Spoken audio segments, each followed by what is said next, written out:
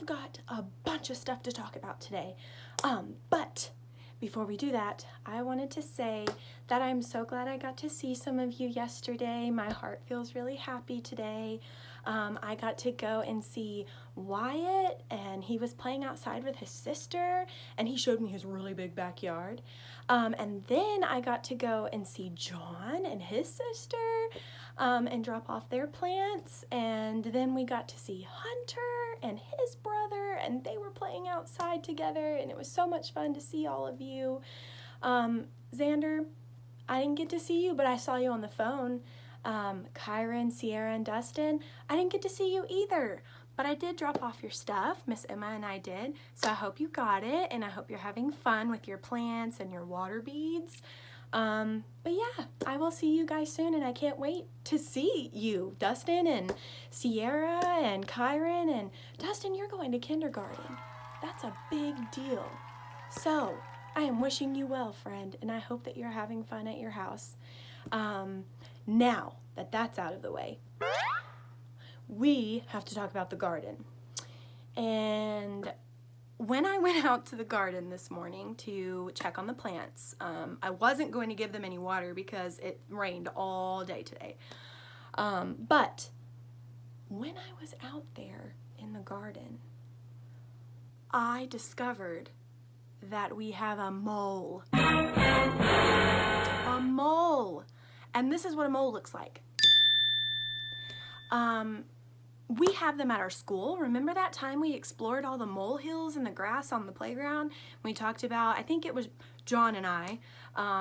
John, you remember that? When we talked about how the moles like bury into the dirt and then they create these little tunnels, and that's how they get from one place to the other.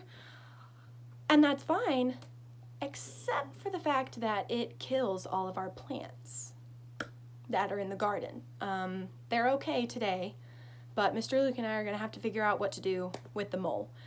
They're carnivores, which means that they eat meat, so they are eating all of the grub worms and the earthworms and all the insects, and while that is great because that means I don't have to pick them up and move them, their burrowing into the dirt is what causes our plants to, they get all interrupted, and maybe some of their roots get cut.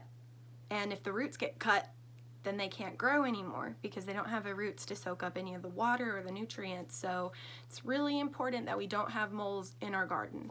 But I do have some pictures of the mole tunnels, and I also caught something really cool on camera, and I can't wait for you guys to see it.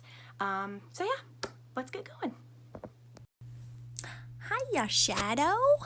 This is me the other day, and I was putting the plants in the garden, and those are African daisies, and they started dying in my house, so I had to put them in the garden as soon as possible. And there's all of the tools we'll need, the soil and the hose. We'll have to put all of that in the garden, and there's the garden over there with my shovel and more plants. So I put that whole bag inside of our garden, and I spread it out. And the reason why we want to have soil, you see all those that little orange ball? There's nutrients, food for the plants inside of this special dirt, and that is going to help them stay alive long enough for their roots to grow down into the ground, into the dirt, and then that way our plants will grow bigger every day. So we've got plenty of space for us to put our plants and our seeds. So let's do it. Okay, so we have our shovel, and what we're going to do is take one of our veggies. This one is the tomato plant, and we are going to dig a hole into the soil we just put down, deep enough where you can put the plant in and kind of squish it in to its home, and then we will get it stable, and I will show you whenever we're finished. Or actually, when we start to take it out of the pot. So I'm gonna dig this hole really fast. So our hole has been dug, and now we are going to take the plant out of its holder, and we will put it in the hole. So you want to be really careful when you do this part because you don't want to hurt the plant. So you just kind of pull all of that out. See? And all these little lines right here, those are the roots. And that is the part of the plant that drinks the water. And they go all the way down. So we want those roots to be in the dirt so they can spread and grow, and our plant will start to sprout tomatoes after a while. Okay, so this is what your plant looks like whenever it gets put inside of a garden. I left the sign out there so we would know what plant it was. And yeah, you just stick it in the hole that you dig. You want to put some of the soil up around it like that so that it doesn't fall over. And now we will water this every day and wait until it starts to sprout tomatoes. So now we're going to do that 2 more times with the other plants, and then we'll start on our seeds. Okay, so now we're going to do our cucumbers, and those were the ones we just had the seeds for. See them in my glove? And I read the instructions. It says to sow in average, well-drained soil in full sun in the springtime, which is where we are, after danger of frost.